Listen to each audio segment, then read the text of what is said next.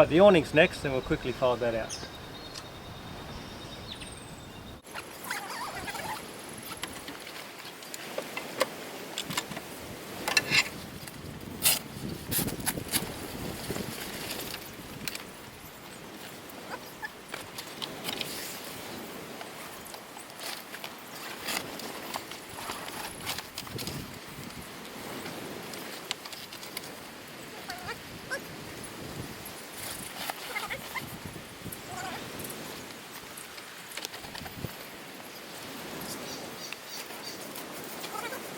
Now I've got this small little section here, and that connects to the awning, making that pretty much freestanding. You can set this awning up independent of the tent, or you can set the tent up independent of the awning. So, you know, sometimes you don't need the awning, but normally you set it up. I'll show you the kitchen as well. That's the tucker box. You've got the red bucket.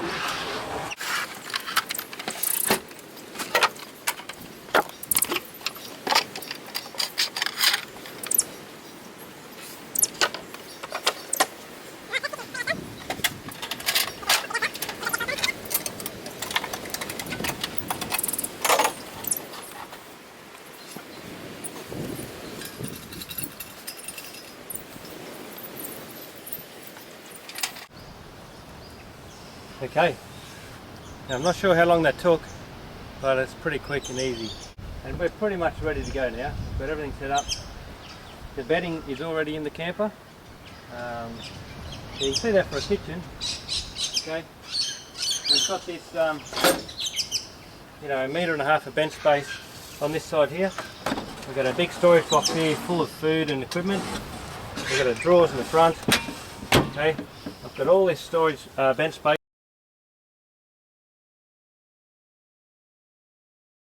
And storage space here, and all this bench space here. So it's a beautiful kitchen setup.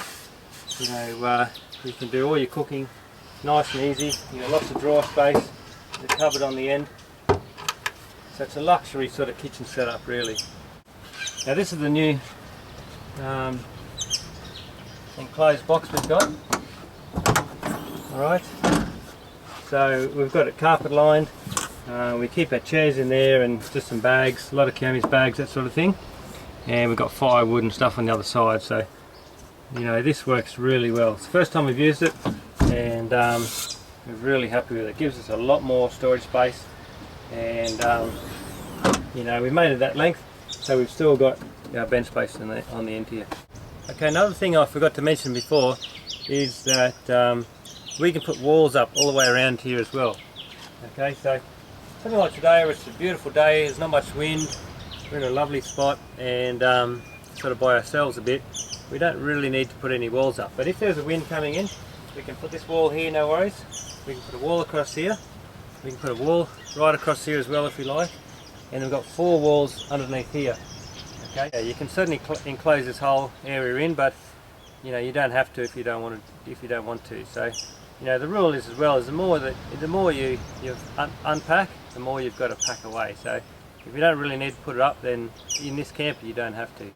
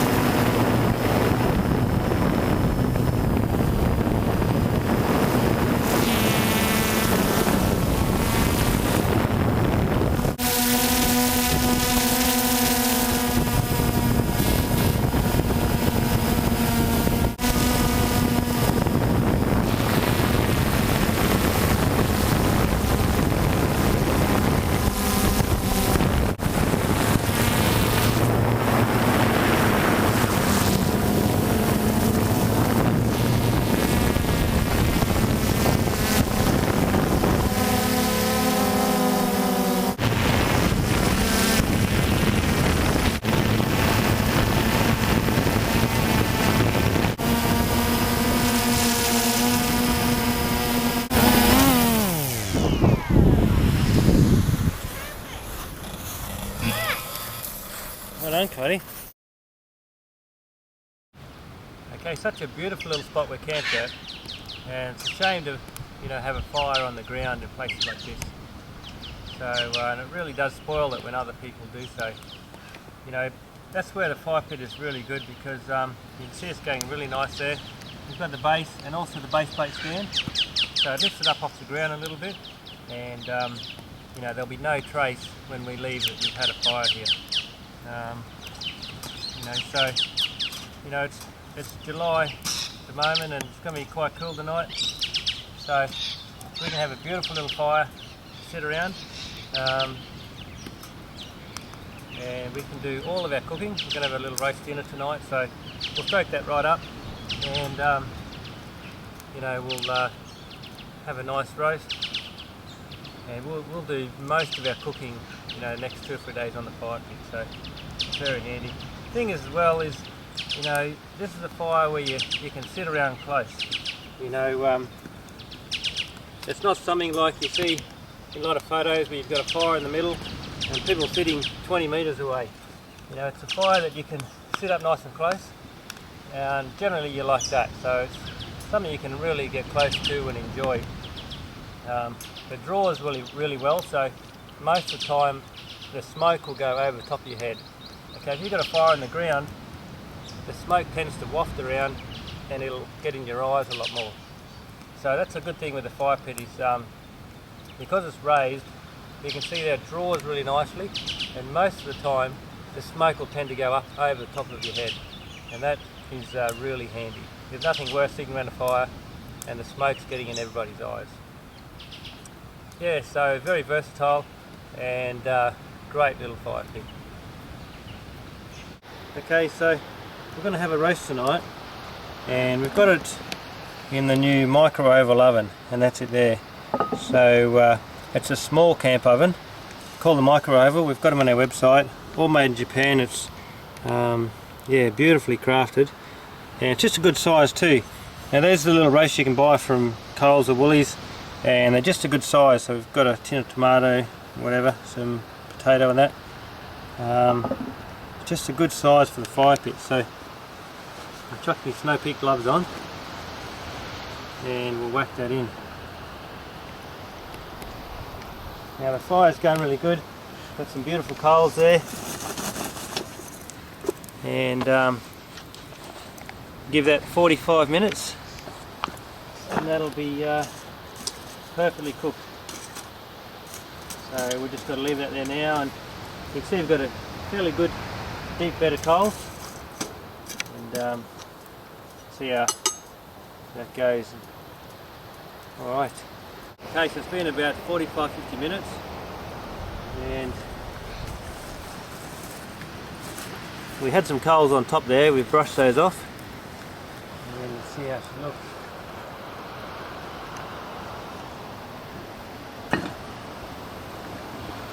So there's only 3 of us, but this will be enough for 4 really. Like that. So that is cooked spot on really. You can see this little plate here as well, this dish. You can use that upside down, and you can use that for grilling some meat or cooking some chops or something. So it's sort of a dual use. Yeah, so we're just going to let that sit for a little while, a few minutes, and yeah, they're just a really handy little sort of camp oven. It's nice and small, and for 2 or 3, maybe 4 people, that's plenty. I've got some beans on the go here. When we're camping, it's just easy stuff, nice and simple. But this is the medium cook set, and that's the rest of it here. Righto, so that gives us 2 saucepans and a fry pan. These red stoves are really nice. I really like them. The heat on them is really, you can turn them right up. Look at that. And it's got a really good control, so you can turn them right down as well. It's the best stove I've ever used, and we saw a lot of those. It's got electric start. Got the mini kettle there, the Snow Peak mini kettle. This is the new Snow Peak coffee percolator. We're actually just using that as just a jug, just for boiling water. It's a beautiful little jug there, so you can use it for percolating coffee or also just as a jug. The other thing we've got is this here is the new plate set, and these are really nice. So we've been trying to get these in for a while. We've got a couple out, but that's a set of 4. Alright, you've got a small dish there. It's all stainless steel, spun stainless steel, got the Snow Peak logo on it. They're very light, so the whole thing there is, I don't know, maybe a kilo. They're very light, they're quite thin. Okay, so you got a small one, you got a medium bowl there, you know, for breakfast cereal or something. You got a plate there, perfect for dinner.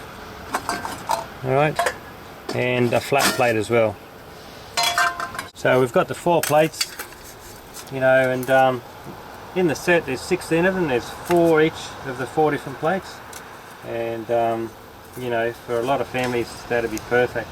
Like I said, you know, quite light, and as you can see as well, you know, they fold down so small.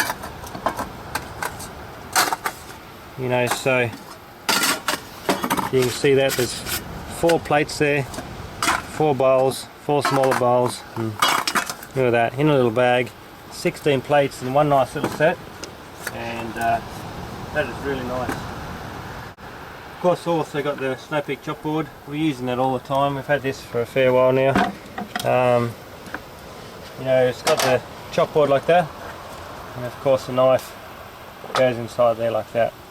It's a really nice little set. It's a beautiful knife, and for a chopboard, that's perfect. So, you know, got some really good stuff for the Snow Peak gear, and it goes well with the kitchen as well we're using. And yeah, so look at that. I'm not known for much of a cook, but you know, that is beautiful. So, you know, that'll feed us even a little bit in the morning, and very easy. That's these little roasts you get from Woolies. Just chuck it in, and you know, some veggies, and look at that, some beautiful potato and sweet potato,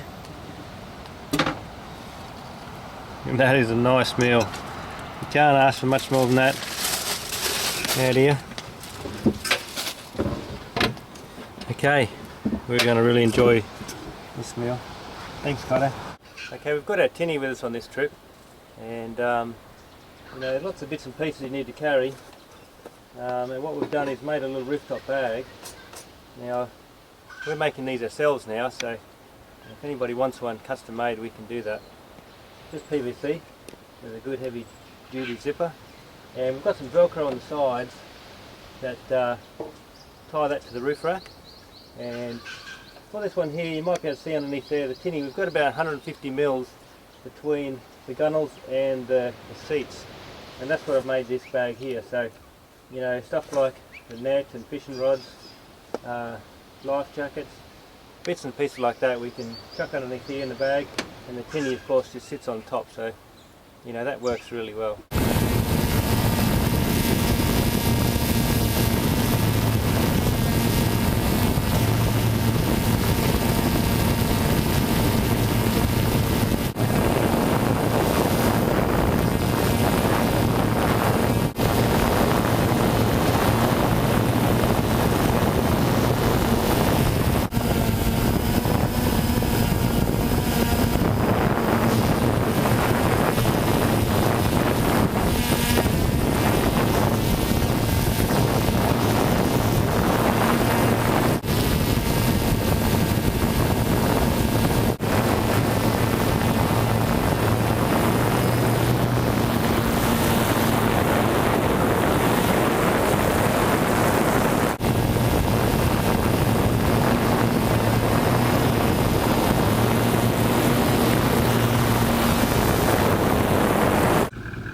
Okay, we're all packed up and ready to go.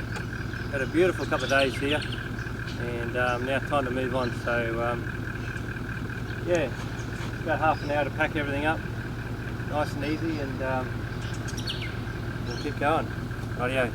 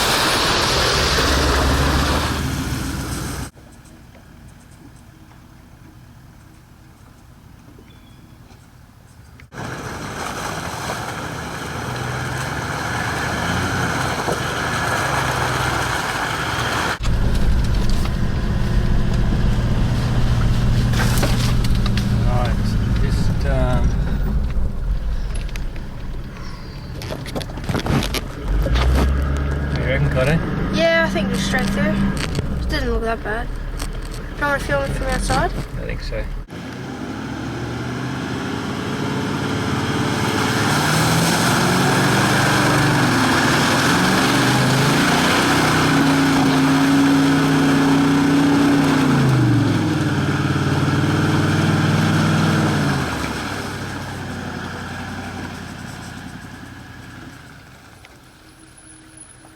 Whoa!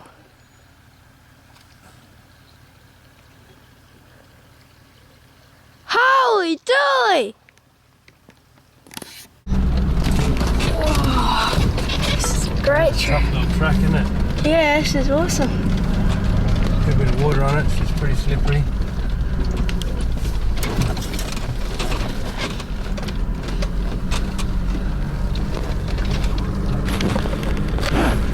Alright, where do we go now? I think we better go.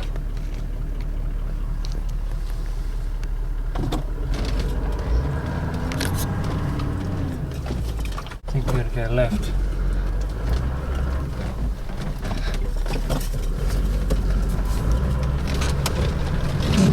Whoa! This is a great track. It's really muddy. Really nuts. Whoa! Next bit like that, I'm gonna get out and film it.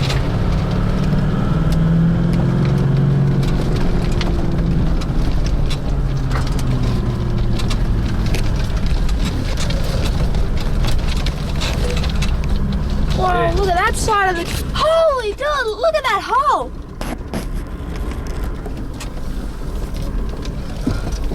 Jeez. You'd sink a truck in that hole. I'm struggling to get out of this place. Lucky we didn't fully air up.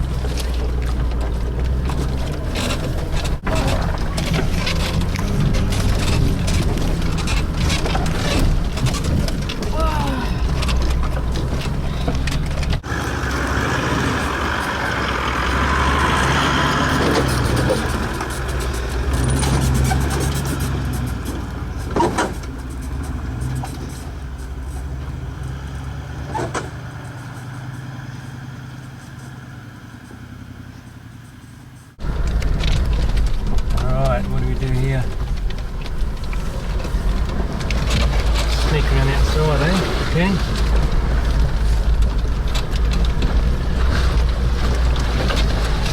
Oh, that's slippery. Holy dooly. Holy dooly. Oh, there's boggy in there.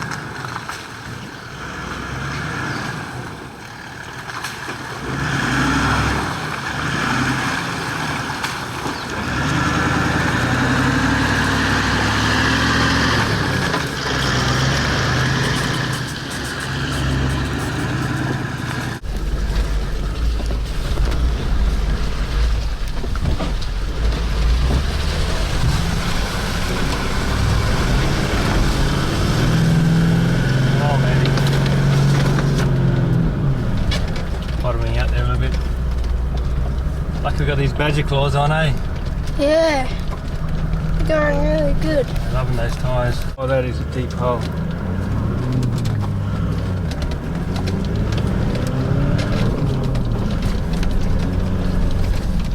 Jeez. Really don't want to get stuck in here.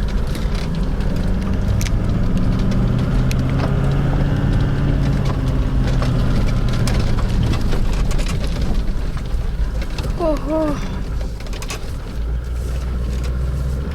Whoa.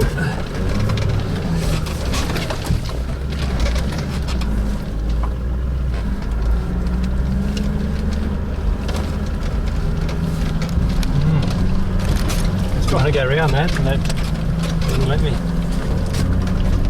Yeah, I've got this massive bog hole. We have to try to find the best way through it. We're not going through here. Someone's come that way and all these sticks here. You know, we can't go through there. We're definitely not attempting that. See what happens over here. I don't really want to go through there. I want to probably pick the... It's deep there, but that's a hard bottom. That's a hole there. There's a few bridge timbers in there. I think we'll get across that. That's hard there. It's deep there. That's a hard bottom. So we'll get through that. You see some pig tracks here. And also some dog tracks. Or they're probably dingo. Yeah, so we're going to try to second gear low, Kaito. Yep. Through here.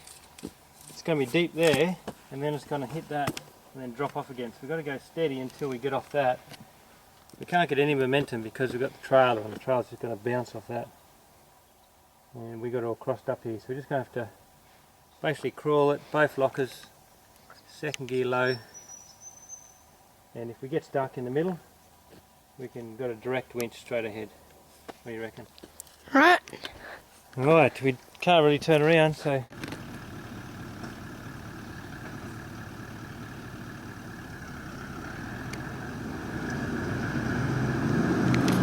Stop! So there's now a pig dog just come out of somewhere.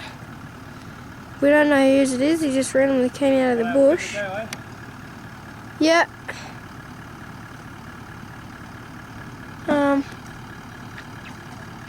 Hopefully someone comes to pick him up.